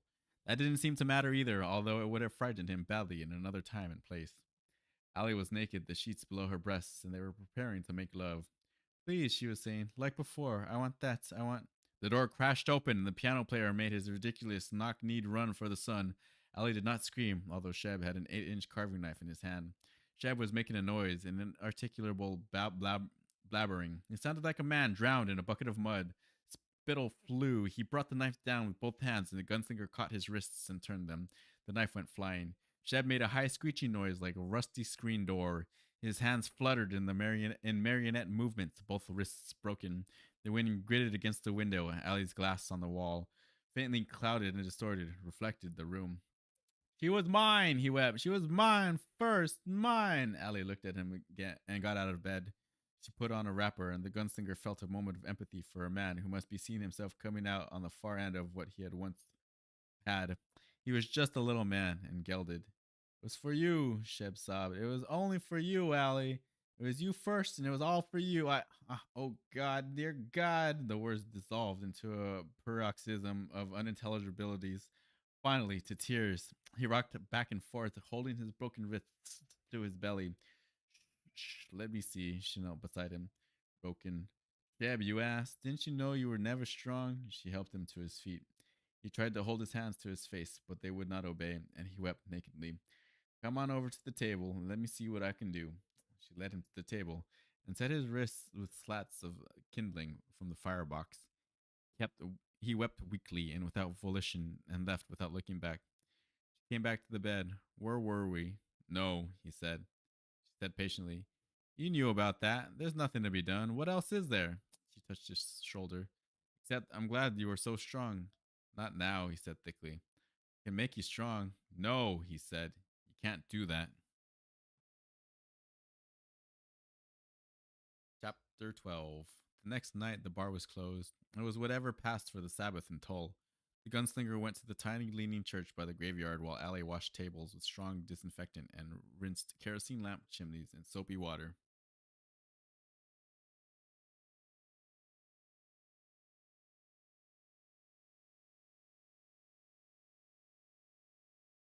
An odd purple dusk had fallen, and the church, lit from the inside, looked almost like a blast furnace from the road.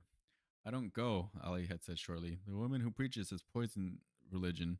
Let the respect let the respectable ones go. He stood in the vestibule, hidden in a shadow, looking in. The pews were gone, and the congregation stood. He saw Kennerly and his brood. Kastner, owner of the town's scrawny dry goods emporium, and his slat-sided wife. A few barflies, a few town women he had never seen before, and surprisingly, Sheb. They were singing a hymn, raggedly a cappella. He looked curiously at the mountainous woman at the pulpit. Ali had said, "She lives alone, hardly ever sees anybody, only comes out on Sunday to serve up the hellfire. Her name is Sylvia Pitson. She's crazy, but she's got the hoodoo on them. They like it that way. It suits them." No description could take the measure of the woman. Breasts like earthworks, a huge pillar of a neck overtopped by a pasty white moon of a face, in which blinked eyes so large and so dark that they seemed to be bottomless tarns. Her hair was so beautiful, rich brown, and it was piled atop her head in a haphazard lunatic sprawl, held by a hairpin big enough to be a meat skewer. She wore a dress that seemed to be made of burlap. The arms that held the hymnal were slabs. Her skin was creamy, unmarked, lovely. He thought that she must top 300 pounds. He felt a sudden red lust for her that made him feel shaky, and he turned his head and looked away. "Shall we gather at the river, the beautiful, the beautiful, the river? Shall we gather at the river that flows by the kingdom of God?" The last note of the chorus faded off, and there was a moment of shuffling and coughing. She waited. When they were settled, she spread her hands over them, as if in benediction. It was an evocative gesture. "My dear little brothers and sisters in Christ." It was a haunting line. For a moment, the gunslinger felt mixed feelings of nostalgia and fear, stitched in with an eerie feeling of deja vu. He thought, "I dreamed this. When?" He shook it off. The audience, perhaps 25 all told, had become dead silent. "The subject of our meditation tonight is the interloper." Her voice was sweet, melodious, the speaking voice of a well-trained soprano. A little rustle ran through the audience. "I feel," Sylvia Pittston said reflectively, "I feel that I know everyone in the book personally. In the last 5 years, I have worn out 5 Bibles and uncountable numbers before that. I love the story. I love the players in that story. I have walked arm in arm in the lion's den with Daniel. I stood with David when he was tempted by Bathsheba as she bathed at the pool. I've been in the fiery furnace with Shadrach and Mesrach and Abnego. I'm trying to remember that story. I'm not entirely sure. Shadrach and Meshach and Abnego. I slew 2,000 with Samson and was blinded with St. Paul on the road to Damascus. I wept with Mary at Golgotha." A soft, shirring sigh in the audience. "I've known and loved them. There's only one, she held up a finger, only one player in the greatest of all dramas that I do not know. Only one who stands outside with his face in the shadow. Only one that makes my body tremble and my spirit quail. I fear him. I don't know his mind, and I fear him. I fear the interloper." Another sigh. One of the women had put a hand over her mouth as if to stop a sound and was rocking. "The interloper who came to Eve as a snake on its belly, grinning and writhing. The interloper who walked among the children of Israel while Moses was up on the mount, who whispered to them to make a golden idol, a golden calf, and to worship it with foulness and fornication." Moans, nods. "The interloper!" He stood on the balcony with Jezebel and watched as King Ahaz fell screaming to his death. And he and she grinned as the dogs gathered and lapped up his life's blood. "Oh, my little brothers and sisters, watch thou for the interloper." "Yes, oh Jesus." The man the gunslinger had first noticed coming into town, the one with the straw hat. "He's always been there, my brothers and sisters, but I don't know his mind, and you don't know his mind. Who could understand the awful darkness that swirls there, the pride like pylons, the titanic blasphemy, the unholy glee and the madness, the cyclopean gibbering madness that walks and crawls and wriggles through men's most awful wants and desires? Oh, Jesus Savior."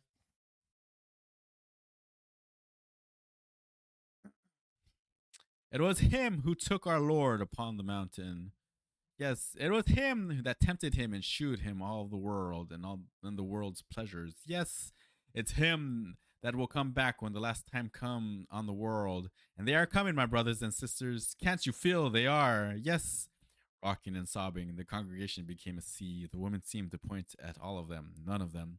It's him that will come as the Antichrist to lead men into the flaming bowels of perdition, to the bloody end of wickedness, as the star wormwood hangs blazing in the sky, as gall gnaws at the vitals of the children, as women's wombs give forth monstrosities, as the works of men's hands turn to blood.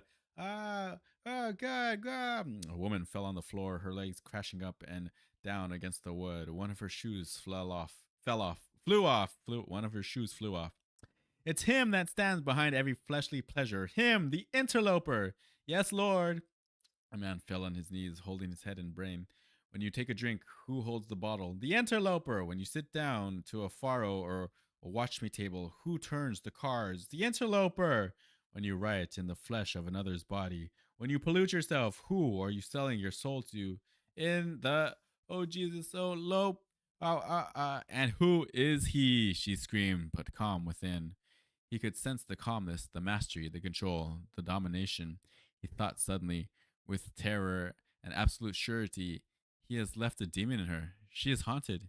He felt a hot ripple of sexual desire again through his fear. The man who was so Roland is saying that the gunslinger. I'm sorry, I'm ruining it. The gunslinger is saying that this woman Sylvia Pitson has a demon inside of her, left there by the man in black. The man who was holding his head crashed and blundered forward. I'm in hell! He screamed up at her, his face twisted and writhed as if snakes crawled beneath his skin. I done fornications, I done gambling, I done weed, I done sins, I. But his voice rose skyward in a dreadful hysterical wail that drowned articulation. He held his head as if it would burst like an overripe cantaloupe at any moment. The audience stilled as if a cue had been given, frozen in their half erotic poses of ecstasy. Sylvia Pittston reached down and grasped his head. The man's cries ceased as her fingers, strong and white, unblemished and gentle, worked through his hair. He looked up at her dumbly. Who was with you in sin? She asked. Her eyes looked into his, deep enough, gentle enough, cold enough to drown in. The the interloper. Called who? Called Satan, raw, oozing whisper. Will you renounce? Yes, yes. Oh, my Jesus Savior. She rocked his head. He stared at her with the blank, shiny eyes of a zealot. If you walk through that door, she hammered a finger at the vestibule shadows where the gunslinger stood. Would you renounce him to his face? On my mother's name! Do you believe in the eternal love of Jesus? He began to weep. You're fucking A, I do. Oh my God, so funny. He forgives you that, Johnson. Praise God, Johnson said, still weeping. I know he forgives you, just as I know he will cast out the unrepentant from his palaces and into the place of burning darkness. Praise God, the congregation drained, spoke it solemnly. Just as I know, this interloper, this Satan, this lord of flies and certains will be cast down and crushed. Will you crush him if you see him, Johnson? Yes, and praise God, Johnson wept. Will you crush him if you see him, brothers and sisters? Yes, Satan. If you see him sashaying down Main Street tomorrow, praise God.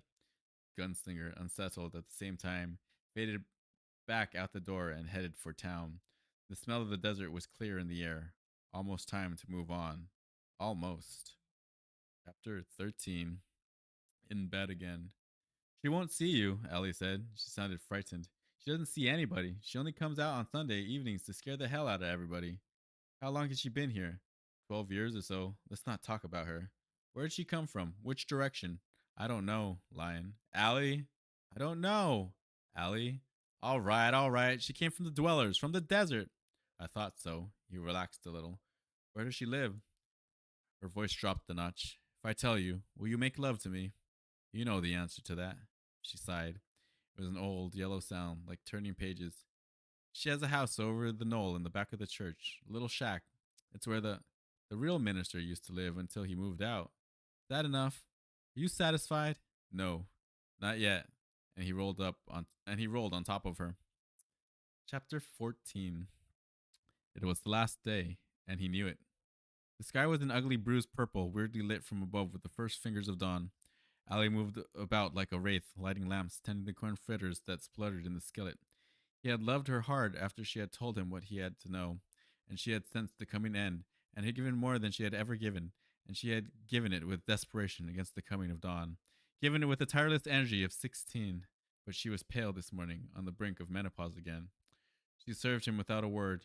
He ate rapidly, chewing, swallowing, chasing each bite with hot coffee. Ali went to the bat wings and stood staring out at the morning, at the silent battalions of slow moving clouds. Going to dust up today. Not surprised.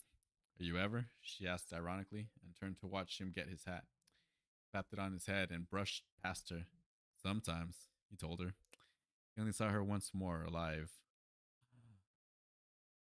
Chapter 15. By the time he reached Sylvia Pitson's shack, the wind had died utterly, and the whole world seemed to wait. He had been in desert country long enough to know that the longer the lull, the harder the wind would blow when it finally decided to start up. Queer, flat light hung over everything. There was a large wooden cross nailed to the door of the place, which was leaning and tired. He rapped and waited. No answer. He rapped again. No answer. He drew back and kicked the door in with one hard shot of his right boot. Small bolt on the inside ripped free. The door banged against the haphazardly planked wall and scared rats into skittering flight. Sylvia Pitson sat in the hall, sat in the mammoth darkwood rocker, and looked at him calmly with those great and dark eyes. The stormlight fell on her cheeks in terrifying half tones. She wore a shawl. The rocker made tiny squeaking noises. They looked at each other for a long, clockless moment.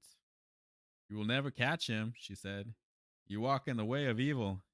He came to you, the gunslinger said, and to my bed. He spoke to me in the tongue. He screwed you.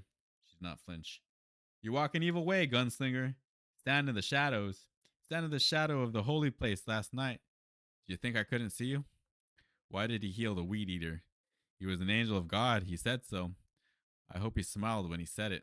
She drew her lip back from her teeth in an unconsciously feral gesture. He told me you would follow. He told me what you would do. He said you were the Antichrist. Gunslinger shook his head. He didn't say that. She smiled up at him lazily. He said you would want to bed me. Do you? Yes. The price is your life, Gunslinger. He has got me with child, the child of an angel. If you invade me, she let the lazy smile complete her thought. At the same time, she gestured with her huge mountainous thighs. They stretched beneath her garment like pure marble slabs. The effect was dizzying. The gunslinger dropped his hands to the butts of his pistols. You have a demon, woman. I can remove it. The effect was instantaneous. She recoiled against the chair, and a weasel look flashed on her face. Don't touch me. Don't come near me. You dare not touch the bride of God. Wanna bet? The gunslinger said, grinning. He stepped towards her. The flesh on the huge flame quaked. Her face had become a caricature of crazed terror, and she stabbed the sign of the eye at him with pronged fingers. The desert, the gunslinger said. What after the desert? You'll never catch him. Never, never. You'll burn. He told me so. I'll catch him, the gunslinger said. We both know it. What is beyond the desert? No! Oh! Answer me. No! He slid forward, dropped to his knees, and grabbed her thighs. Her legs locked like a vice. She made a strange, lustful, keening noises.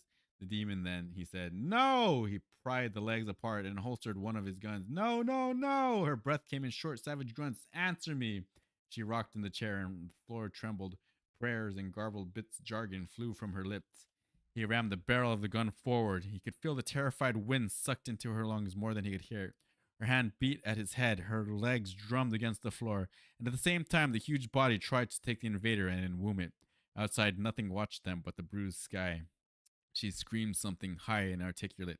What? Mountains! What about them? He stops on the other side. Sweet Jesus, to make his strength. Meditation. Do you understand? Oh, The whole huge mountain of flesh suddenly strained forward and upward. Yet he was careful not to let her secret flesh touch him. Then she seemed to wilt and grow smaller, and she wept with her hands in her lap. So, he said, getting up, demon is served, eh? Get out! You've killed a child! Get out! Get out! He stopped at the door and looked back. No child, he said briefly. No angel, no demon. Leave me alone. He did. Chapter 16. So we've learned that at the end of the desert, so this is what he's headed towards, mountains. He's going to find some mountains. And Somewhere in those mountains, the man in black is meditating, taking a break, recovering his strength, as it were. Interesting, right? Chapter 16. By the time he arrived at Kennerly's, a queer obscurity had come over the northern horizon, and he knew it was dust. Overtold, the air was still, dead quiet. Kennerly was waiting for him on the chaff-strewn stage that was the floor of his barn. Leaving? He grinned abjectly at the gunslinger. Yes. Not before the storm? Ahead of it. The wind goes faster than a man on a mule in the open. It can kill you. I want the mule now, the gunslinger said simply. Sure, but Kennerly did not turn away, merely stood as if searching for something further to say, grinning his groveling, hate-filled grin, and his eyes flicked up and over the gunslinger's shoulder. The gunslinger sidestepped and turned at the same time, and the heavy stick of stovewood that the girl's Subi held swished through the air, grazing his elbow only. She lost hold of it with the force of her swing, and it clattered over the floor in explosive heights of loft. Barn swallows took the shadowed wing. The girl looked at him bovinely, her breasts thrust with overripe grandeur, and at the wash-faded shirt she wore. One thumb sought the haven of her mouth with dreamlike slowness. Gunslinger turned back to Kennerly. Kennerly's grin was huge. His skin was waxy yellow. His eyes rolled in their sockets. He began a phlegm-filled whisper and could not continue. The mule, the gunslinger prodded gently. Sure, sure, sure, Kennerly whispered, the grin now touched with incredulity. He shuffled after it. He moved to where he could watch Kennerly.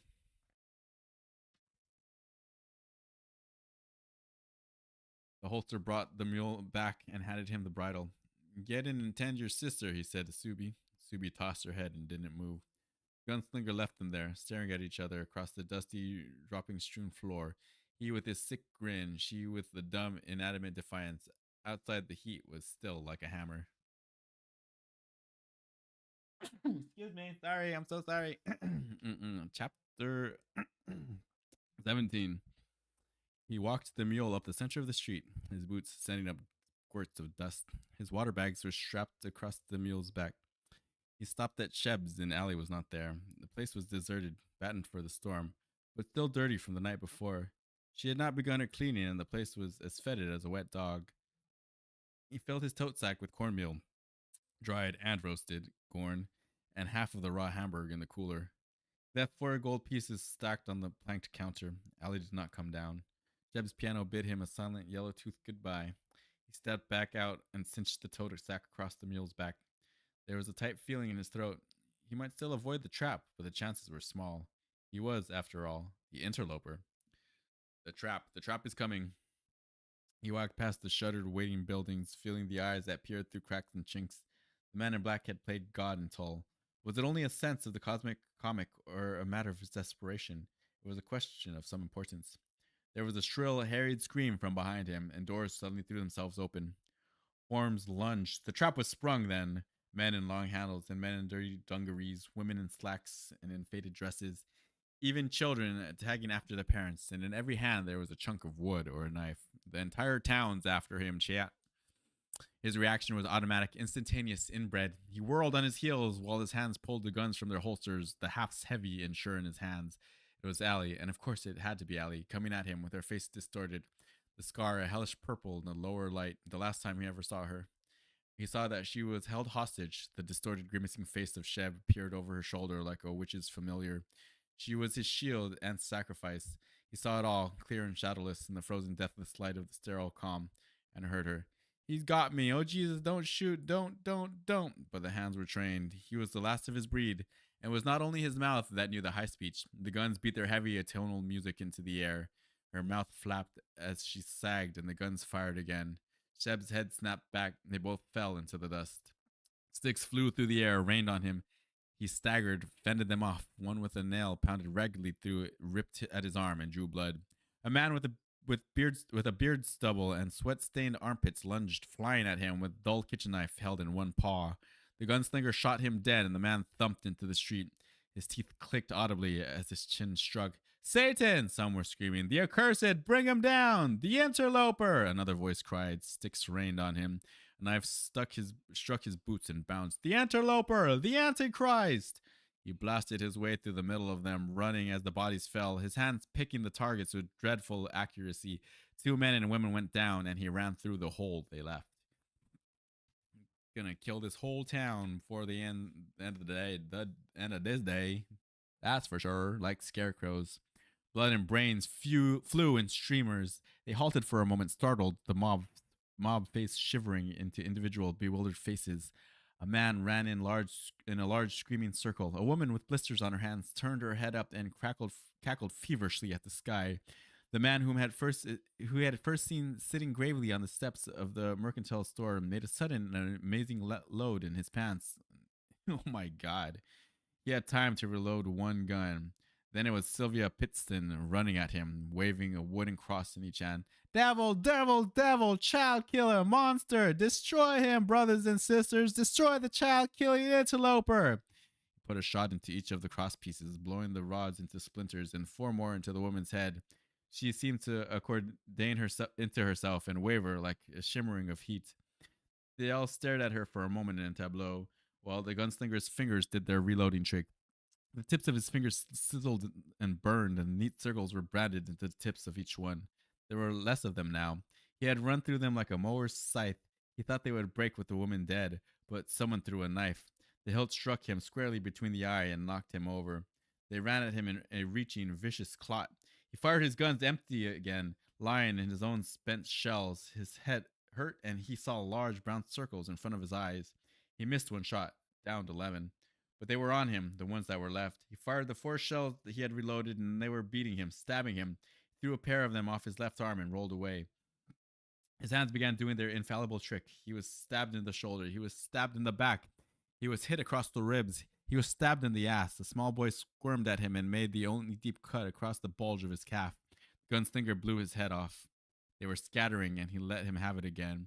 The ones left began to retreat towards the sand-colored, pitted buildings, and still the hands did their trick. Like overeager dogs that want to do their rolling over trick for you, not once or twice, but all night, and the hands were cutting them down as they ran. The last one made it as far as the steps of the barbershop's back porch, and then the gunslinger's bullet took him in the back of the head. So he's just so good at like everything that he does with these guns, these sandalwood amazing guns. I mean, you continue to read this series, yeah, those guns, they're pretty beautiful, pretty meaningful. But yes, he's the last of his kind, a gunslinger, a tried and true gunslinger. Although maybe not exactly. He's only fifth level, remember?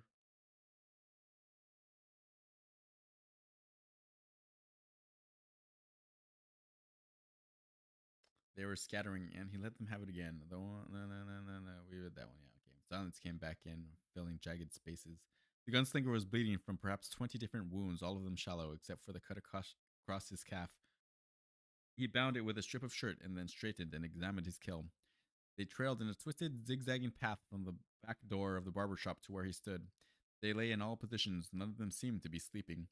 He followed them back, counting as he went. In the general store, one man lay with his arm wrapped lovingly around the cracked candy jar he had dragged down with him. He ended up where he had started, in the middle of the deserted main street.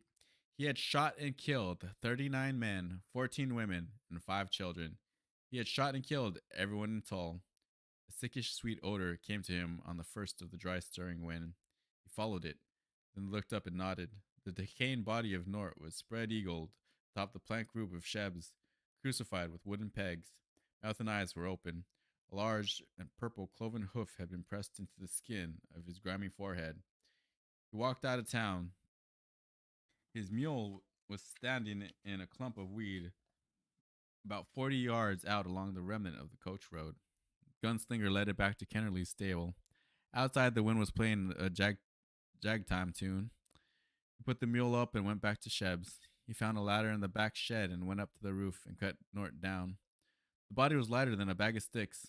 He tumbled it down to join the common people. Then he went back inside, ate hamburgers, and drank 3 beers while the light failed and the sand began to fly. That night he slept in the bed where he and Allie had lain. He had no dreams. The next morning the wind was gone and the sun was its usual bright and forgetful self. The bodies had gone south like tumbleweeds with the wind. At mid-morning, after he had bound all his cuts, he moved on as well. And that's what happened in Toll, chat. That's the story of Toll. Chapter 18. Thought Brown had fallen asleep. The fire was down to a spark, and the bird Zoltan had put his head under his wing. Just as he was about to get up and spread a pallet in the corner, Brown said, "There, you've told it. Do you feel better?" The gunslinger started. "Why would I feel bad?" "You're human," he said. "No demon. Or did you lie?" He didn't lie. He felt the grudging admittance in him. He liked Brown. Honestly did. And he hadn't lied to the dweller in any way. "Who are you, Brown? Really, I mean." "Just me," he said, unperturbed. "Why do you have to think you're such a mystery?" Gunslinger lit a smoke without replying. "I think you're very close to your man in black," Brown said. "Is he desperate?" "I don't know. Are you?" "Not yet," the gunslinger said. He looked at Brown with a shade of defiance. "I do what I have to do." "That's good then," Brown said, and turned over and went to sleep. Chapter 19.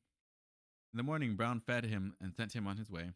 In the daylight, he was an amazing figure with his scrawny, burnt chest, pencil-like collarbones, and ringleted shock of red hair. The bird perched on his shoulder. "The mule?" the gunslinger asked. "I'll eat it," Brown said. "Okay." Brown offered his hand, and the gunslinger shook it. The dweller nodded to the south. "Walk easy." "You know it."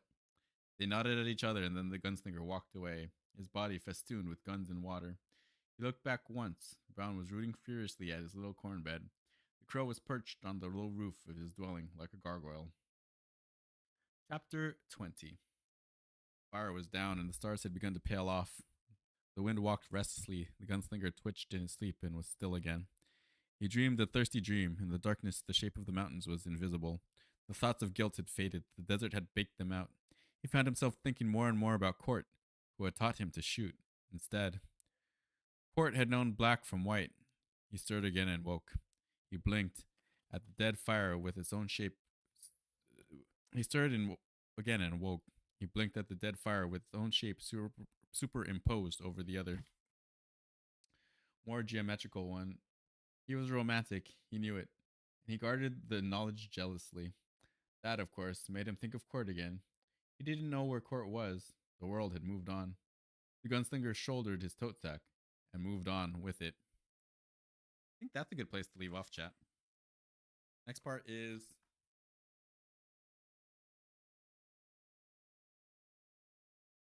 the way station. It's backwards. It's backwards for you. I know. Forgive me. But it's just the way things are. All right, here's some illustration. Roland killing everybody in Tull. But no, that was good. That's good. So there you go. So this gunslinger is traveling across the desert in search of this man in black. What's their history? Why is he chasing him? What? There's so many questions to be answered, chat. Instead of like, okay, here's everything that's happening and la la la la la. And it's like an old western too. He just went through this dusty old town and just shot everyone in the freaking head. Bam bam bam bam bam bam bam bam bam bam bam bam bam. But you also have to remember at the end of it all, he's a man of honor, a man from the past. So I look forward to continuing reading this story with you all. Ton of fun. Maybe we'll do some more Stephen King bio next time. I don't know. We're doing this off the cuff. That doesn't mean what I think it means anymore, huh? You guys changed the meaning of all that. The world has moved on, chat. The car is a wheel, and we are Katet. Hopefully you'll learn what all those things mean at some point. But take care, be well. Go read a cool book. Read a cool, nice book, and then tell me about it. So maybe we can read it here on this channel. Make sure you follow us on all the things. They're over there, still over there in the chat. Nothing has moved, so it's all still there. Make sure you follow Japan Spits at Japan Spits on YouTube, like the dog. We're getting him to 1 million subscribers this year, so please, thank you. Go and follow Japan Spits. Thank